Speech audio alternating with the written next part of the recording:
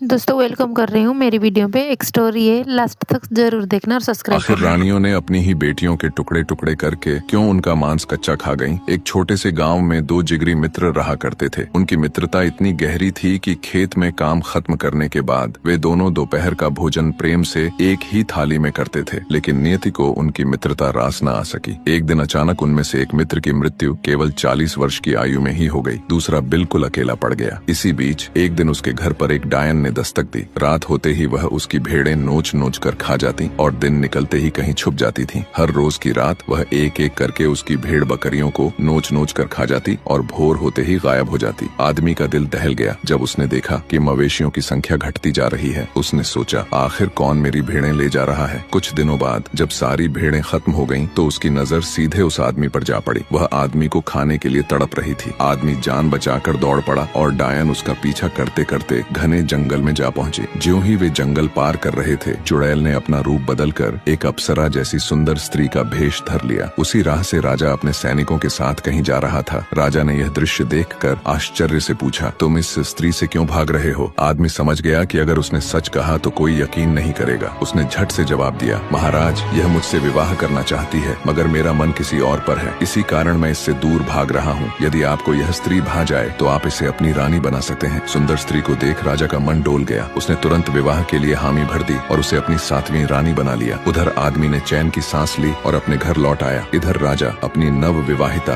रानी संग महल पहुंचा। धीरे धीरे उसकी सुंदरता ने राजा को इतना वशीभूत कर लिया कि वह अपनी 6 पुरानी रानियों को लगभग भूल ही गया और 7वीं रानी की हर बात आंख मूंद कर मानने लगा। लेकिन राजा को यह आभास भी न था कि उसने अपने ही घर में एक भयंकर डायन को स्थान दे दिया है। रात के अंधेरे में चुड़ैल ने महल में तांडव मचाना शुरू कर दिया। राजा के सारे पालतू जानवर, हाथी हों या घोड़े, किसी को भी उसने नहीं छोड़ा। वह एक एक करके सबको नोच नोच कर खा गई। सैनिकों ने जब अस्तबल के हाथी घोड़ों की कमी की सूचना दी, तब भी राजा को अपनी 7वीं रानी पर तनिक भी शक न हुआ। बल्कि पकड़े जाने के डर से डायन ने आधी रात को, जब बाकी रानियां सो रही थीं, तब उसने उनके मुंह पर खून पोत दिया और उनके कमरों में जानवरों की हड्डियां रख दी, ताकि जब राजा को पता चले तो शक बेचारी रानियों पर जाए। जब राजा को महल में घटित घटनाओं का आभास हुआ तो उसने अपनी 6 रानियों को चेतावनी दी, परंतु तभी अचानक डायन ने मौका पाकर राजा के कानों में झर भर दिया और राजा ने बिना सोचे समझे आदेश दे डाला कि उन 6 रानियों को कुएं में फेंक दिया जाए। अब 7वीं रानी यानी डायन पूरे महल की मालकिन बन बैठी। जिस कुएं में रानियों को फेंकवा दिया था, वहां भगवान की कृपा से शीघ्र ही पानी सूख गया, किंतु भूख प्यास से तड़पती रानियां वहीं पड़े पड़े जीवित रहने की जद्दोजहद करने लगीं। कुछ ही समय बाद 6 में से एक रानी ने एक कन्या को जन्म दिया, लेकिन भूख से व्याकुल अन्य 5 रानी आपस में बोली, बहन चलो इसे खाकर अपनी भूख मिटा लें। निर्दयी होकर उन्होंने उस नन्ही जान को मार डाला और उसके टुकड़े टुकड़े कर बांट लिया। फिर सबने अपना हिस्सा खाया, मगर उनमें से सबसे छोटी रानी ने मांस का हिस्सा छिपा लिया। समय गुजरा, 5 रानियों ने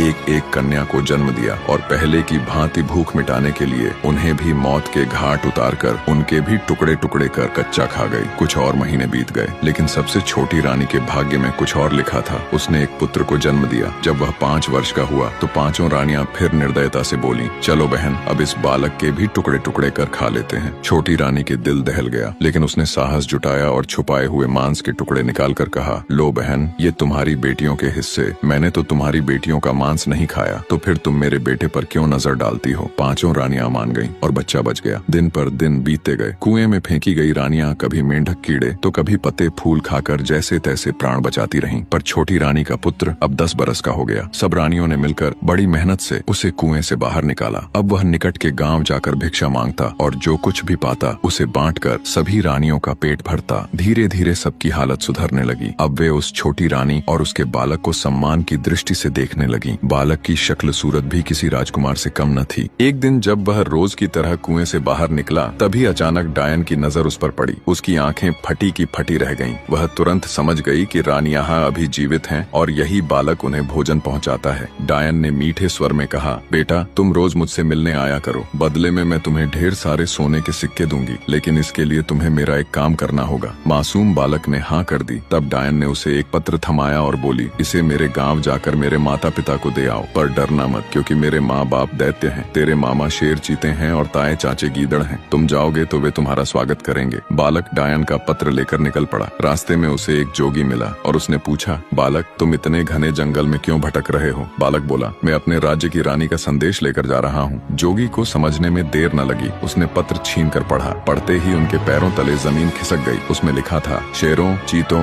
तुम्हारा भांजा आ रहा है, इसे पकड़कर खा लेना। जोगी ने पत्र फाड़ दिया और नया लिख डाला, शेरों चीतों, तुम्हारा भांजा आ रहा है, उसका खूब स्वागत करना। उसके बाद बालक पत्र लेकर बालक शेरों के देश पहुंचा। शेरों ने जैसे ही पढ़ा, उनका हृदय गदगद हो गया। वे उसे अपने राजा के पास ले गए और शेरों का राजा स्वयं बालक को अपनी पीठ पर बिठाकर वन में सैर करवाए। फिर उसने कहा, पुत्र, मेरी पीठ से एक बाल खींच लो, यह तुम्हारे जीवन का संजीवनी मंत्र होगा। जब भी तुम संकट में पड़ो, इस बाल को हिला देना। मैं और मेरा पूरा वन राज्य तुम्हारी रक्षा हेतु उपस्थित होंगे। अब तुम निसंकोच अपनी यात्रा आगे बढ़ाओ। इसके बाद बालक दैत्यों के देश पहुंचा। वहां दैत्यों ने उसे देखते ही हमला करना चाहा, पर उसने झट से पत्र उनके समक्ष रख दिया। पत्र पढ़ते ही वे हर्ष से झूम उठे। तुरंत उसे कंधों पर उठाकर अपने महाराज के पास ले गए। दैत्यराज ने उसे गले लगाया। अरे, ये तो मेरा दोहता है। और फिर उसकी सेवा शुश्रूषा करने लगे। रोज नाना प्रकार के व्यंजन उसके सामने परोसे जाते। धीरे धीरे पूरा 1 वर्ष बीत गया। एक दिन उसने नानी से पूछा, नानी, यह चक्की क्यों रखी है? इसके चारों ओर ये मुर्गी क्यों है? ये कबूतर और तोते किस लिए हैं? नानी बोली, बेटा, ये रहस्य है। यदि यह चक्की उल्टी घुमा दी जाए तो इस देश के सभी दैत्य यहाँ से हमेशा के लिए भाग जाएंगे और लौटकर कभी न आएंगे। इस मुर्गी में तुम्हारी माँ के प्राण छिपे हैं, इन कबूतरों में तुम्हारे मामा के प्राण हैं और तोतों में तुम्हारे फूफा मौसा के।